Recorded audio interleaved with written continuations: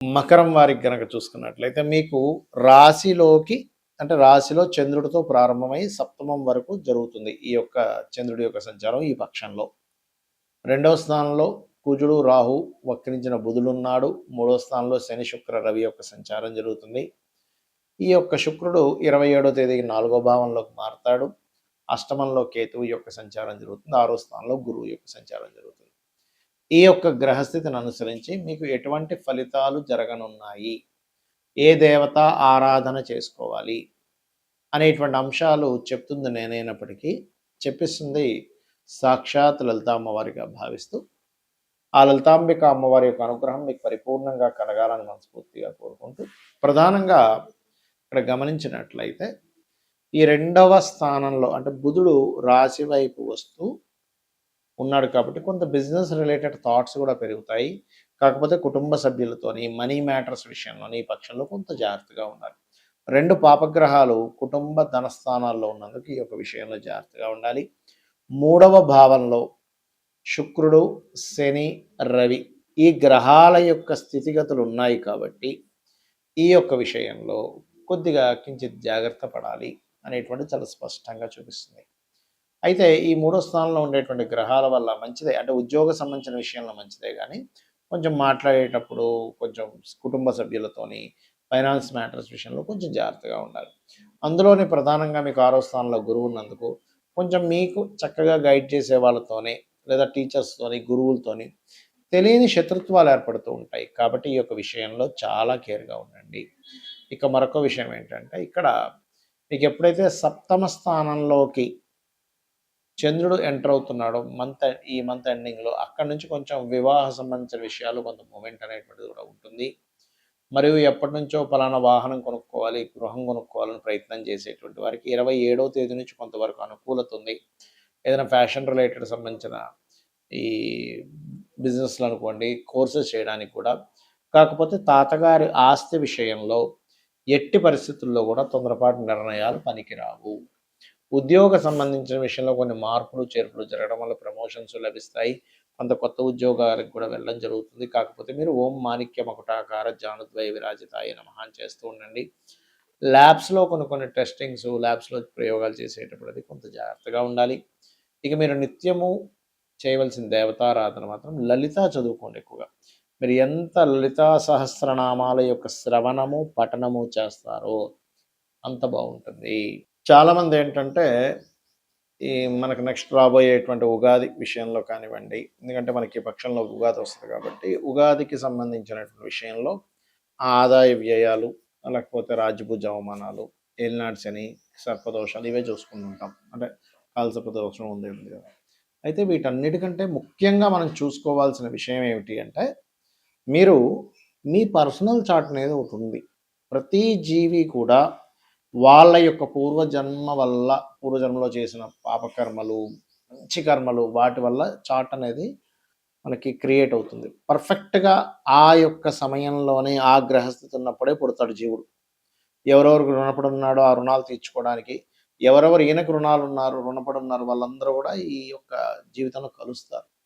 అందుకని మనం ఏం చేయాలి, మన జన్మజాతకంలో లగ్నాన్ని ముందుగా పరిశీలన చేసుకోవాలి. అంటే మన లగ్నరీత్యా మనకి ఏ పూర్వజన్మ కర్మ వల్ల ఇది జన్మించాం. ఒక్కొక్క లగ్నానికి ఒక్కొక్క ఇది ఉంటుందండి. ఇప్పుడు మేషలగ్నం ఉందనుకోండి, వాళ్ళ పూర్వజన్మ కర్మ అంతా కూడా ఈ ఎవరికైనా అప్పులు ఇవ్వడం తీసుకోవడం ద్వారా ఇరుక్కుపోతుంటారు. అది ప్రధానంగా చూసుకోవాలి. అదే వృషభం అనుకోండి, మీకు గురువులతో తెలియకుండానే గురువుల వల్ల యొక్క శాపం అనుకోండి, లేకపోతే అంటే ఏదైనా గురు సంబంధించినటువంటి దీంట్లో ఉంటుంటుంది వాళ్ళకి, వాళ్ళ లైఫ్ అంతా కూడా.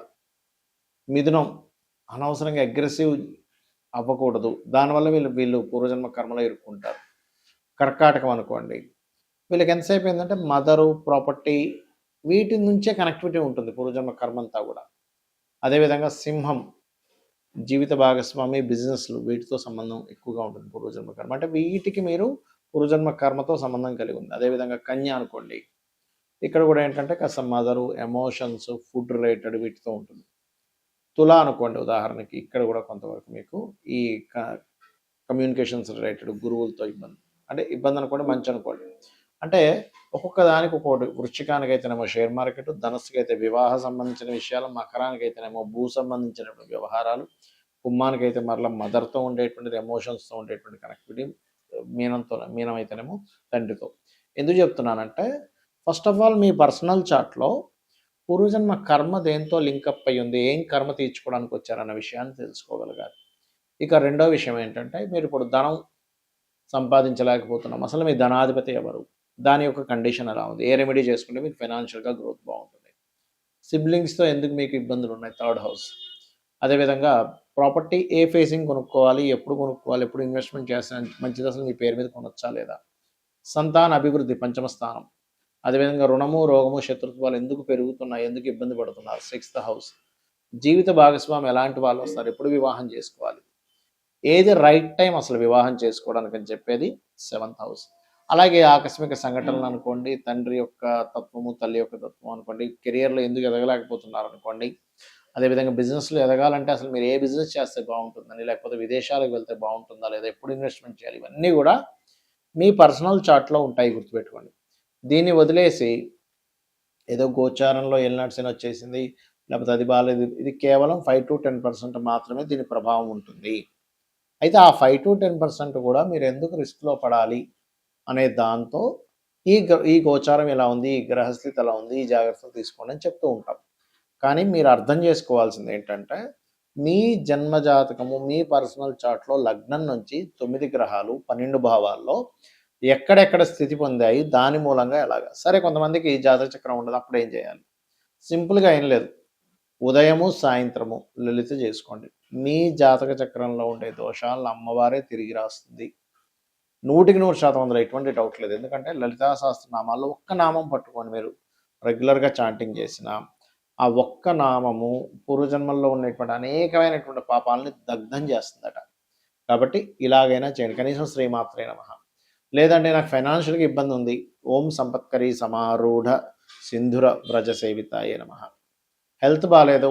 ఓం సర్వవ్యాధి ప్రశమని సర్వమృత్యు నివారిణి అగ్రగణ్య అచింత్య రూప కలికల్మష నాశినే నమః. ఇలాగా ఒక్కొక్క నామాన్ని ఒక్కొక్క దీన్ని బట్టి మీరు చేసుకుంటూ వెళ్ళవచ్చు, గుర్తుపెట్టుకోండి. ఆ రకంగా ఏంటంటే ఎప్పుడైనా సరే ఒకటే గుర్తుపెట్టుకోండి. మీరు ఏదైనా ఒక నామం చేసేటప్పుడు పర్టికులర్‌గా ఏంటంటే మనసుతో చేయండి. ఇది నాకు ఖచ్చితంగా నన్ను రక్షించి తీరుతుంది, పూర్వజన్మ కర్మని తగ్గిస్తుంది అనేటువంటి మనసు దానికి కనెక్ట్ అవ్వాలి. మనసు కనెక్ట్ అవ్వకపోతే మీరు ఆ నామం చేసినప్పుడు రావాల్సినంత పూర్తి ఫలితం రాదు. ఇది గుర్తుపెట్టుకోండి. అలాగే ఇంట్లో ఉండే వాస్తు సంబంధించినటువంటి విషయాల్లో కూడా అసలు వాస్తుపరంగా ఎలా ఉంది? ఉత్తరంలో ఏమైనా బాత్రూమ్ లెట్రిన్స్ ఉన్నాయా? ఇంట్లో ఉండేటువంటి రంగులు ఏమిటి? ఇవి కూడా దీని ప్రభావం చూపిస్తూ ఉంటుంది. కాబట్టి ఇవన్నీ చేయండి, తెలుసుకోండి. ఖచ్చితంగా మీ లైఫ్ బావుంటుంది. ఇవన్నీ శాస్త్రాలు, మూఢనమ్మకాలు కాదు. సో, కాకపోతే ఏంటంటే ఇప్పుడు చూడండి, మనకి డాక్టర్స్ కావచ్చు, ఇంజినీర్స్ కావచ్చు, లేకపోతే మనకి మెకానిక్ వెళ్తే బండి వెహికల్ చేసి రిపేర్ చేసేవాడు కావచ్చు. వాడు సరిగ్గా పూర్తిగా తెలుసుకోకపోతే ఏమవుతుంది? ఒకదానికొకటి చేస్తాడు. అలాగే శాస్త్రాన్ని పూర్తిగా తెలుసుకునే ప్రయత్నం చేయండి. శ్రీమాత్రే నమః.